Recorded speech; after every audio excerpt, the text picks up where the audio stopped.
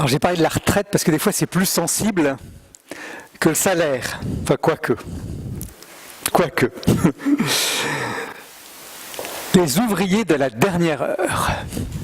Les ouvriers de la dernière heure. Alors d'abord, il faut que je fasse un tout petit retour historique, parce que cette parabole, elle vient bien sûr dans une situation. Mais après, on va voir qu'elle peut nous dire aussi pour nous. Elle arrivait dans une situation où, dans la communauté de Matthieu, il y avait des juifs, puis il y avait des païens. Et puis ils avaient connu cette séparation, ils connaissaient cette séparation entre les juifs qui étaient à la synagogue et puis les chrétiens qui ne pouvaient plus aller à la synagogue, à qui on refusait l'accès à la synagogue parce qu'ils n'étaient plus considérés comme allant dans la religion juive. Et puis arrivent dans ces communautés beaucoup de personnes qui sont païens, qui sont issus du peuple grec, romain, et qui s'agrègent à cette communauté. Et puis ces gens sont actifs, prennent aussi des responsabilités, etc. Et puis vivent cette chose-là, c'est-à-dire que ceux qui étaient avant, ceux qui étaient là depuis toujours, descendants d'Abraham, de Moïse, etc., qui ont connu les lois, eh bien se retrouvaient moins nombreux.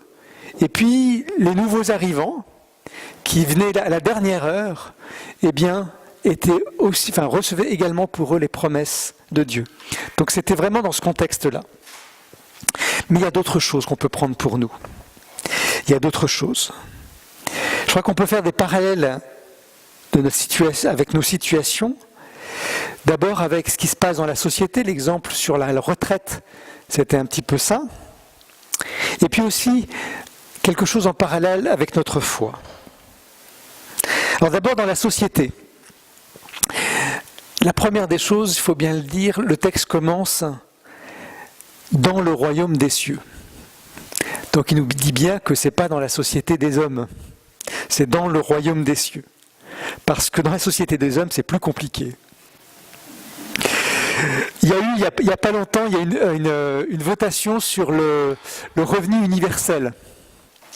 Et puis ça a été rejeté avec sagesse, ou moins de sagesse, je ne sais pas, par le peuple suisse. Il y avait cette idée de revenu universel, comme je crois que c'est en Suède qu'ils ont mis ça en place. Le principe, c'est que quel que soit ce que vous faisiez, quel que soit si vous aviez une activité, pas une activité, vous aviez un revenu, le même pour tous, qui était le minimum. Alors après, si vous travaillez, vous avez d'autres revenus, bien sûr, mais il y avait ce minimum-là. Et puis, ça a été rejeté. Ça montre simplement que c'est pas facile, c'est pas évident.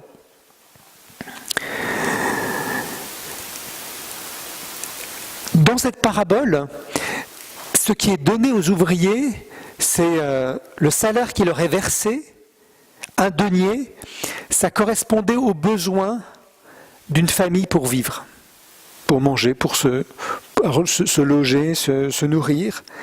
En tout cas, ça permettait à une famille de se nourrir pendant une journée. Et ce denier, ce n'était pas un salaire pour avoir de l'argent simplement, mais c'était simplement quelque chose qui était le nécessaire, ce dont on avait besoin. Et ce que donne le maître à chacun, finalement à la fin, c'est peut-être moins un salaire pour le travail qu'il a fait que quelque chose dont il a besoin, qui lui est nécessaire pour vivre. Et c'est vrai que quand on regarde dans notre société, les inégalités sont partout. Naturellement. On n'a pas tous les mêmes talents, les talents naturels. Je me souviens de cette dame qui était enseignante et puis qui parlait de l'évangile aux enfants et qui donnait cette parabole des talents. Chacun avait un talent. Puis un enfant qui n'arrivait vraiment pas à lire. Il disait, mais moi j'ai pas reçu le talent de la lecture. J'ai pas reçu le talent de la lecture.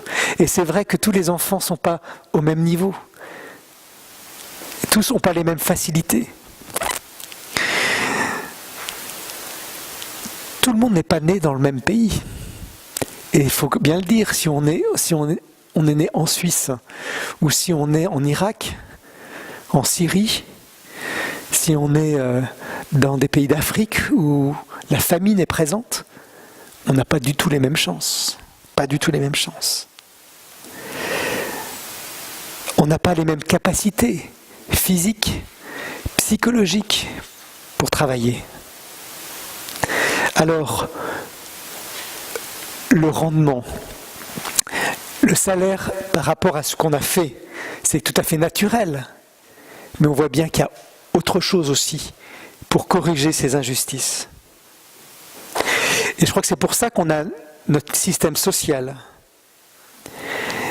Mais même ce système social, il est imparfait. Récemment, vous l'avez su, Lionel est arrivé dans la paroisse, on a essayé un bout de l'aider. Et puis, c'est compliqué pour quelqu'un comme ça. Alors, il a tous les torts qu'on veut, mais c'est quand même compliqué pour certaines personnes de pouvoir entrer dans le système social, de pouvoir aller à tous les rendez-vous, etc., à comprendre ce qui se passe, quels sont les enjeux, les démarches à faire. Je sais que c'est compliqué pour certaines personnes. Je me souviens alors c'était pas ici, c'était en France, j'avais été vraiment choqué par ça.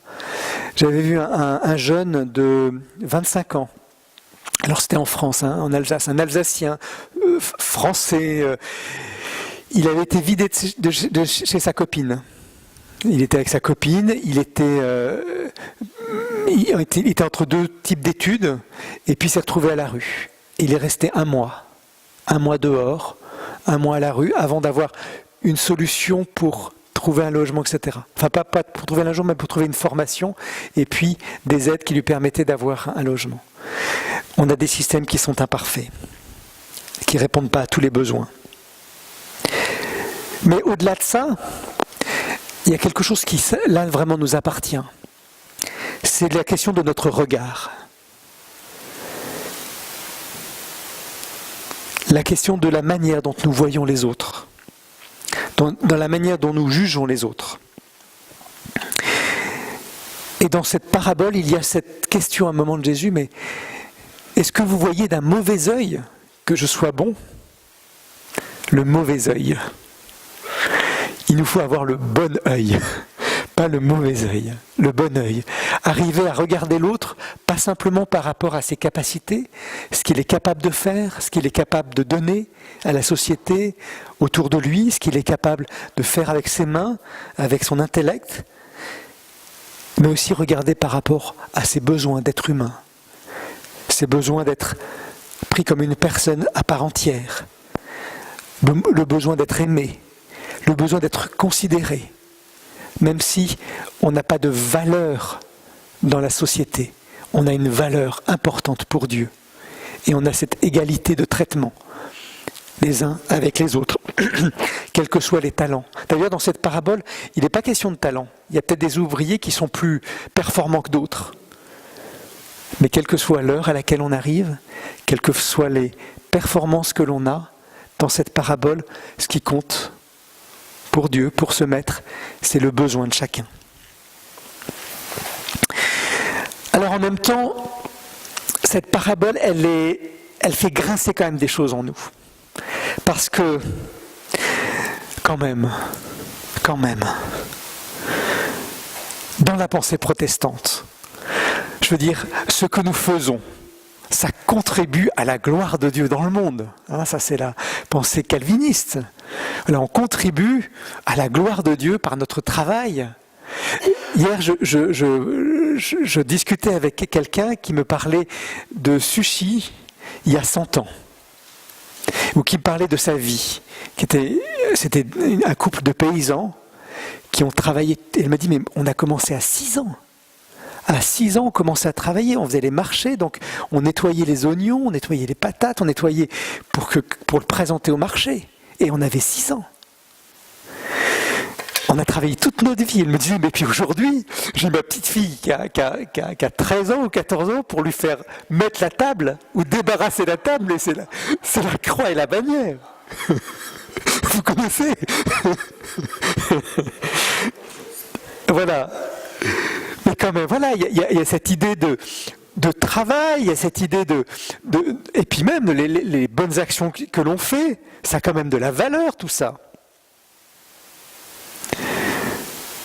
je crois que c'est de la valeur. Je crois qu'effectivement c'est de la valeur.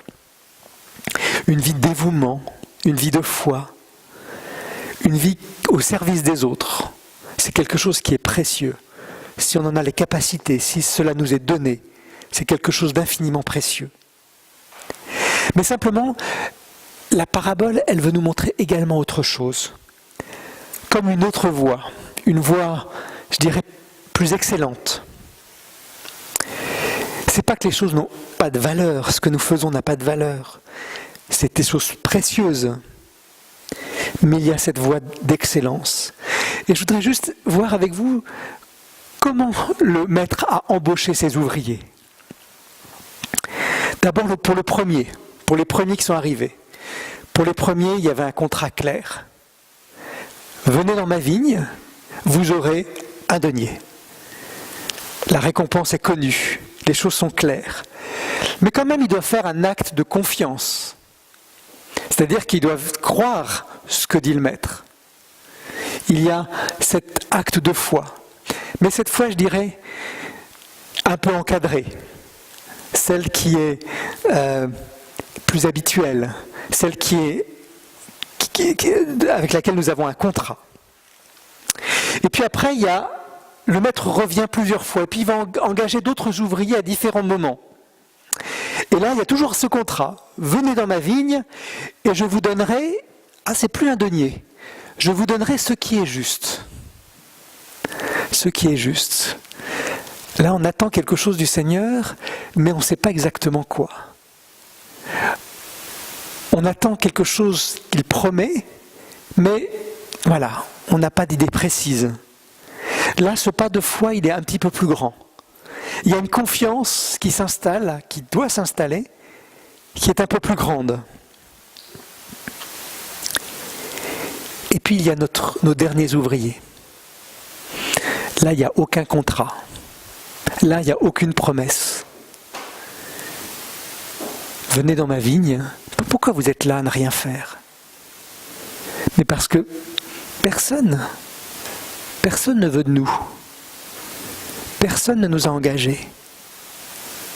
Là, on ne part pas d'une promesse. Là, on part simplement de ces personnes qui ont un besoin.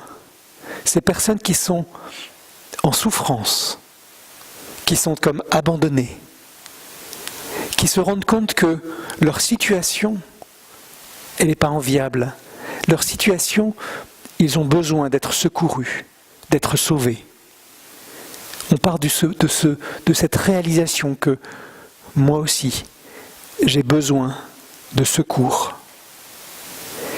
Et c'est là-dessus qu'ils vont être engagés et qu'ils vont recevoir cette même récompense. Une foi qui est aussi basée sur un regard intérieur, un regard qui nous amène à dire « Oui Seigneur, j'ai besoin de toi. Je ne sais pas ce que tu me promets.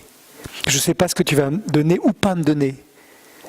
Mais je réalise que j'ai besoin de toi. » Que Dieu nous aide à rentrer dans ces niveaux de foi et de confiance.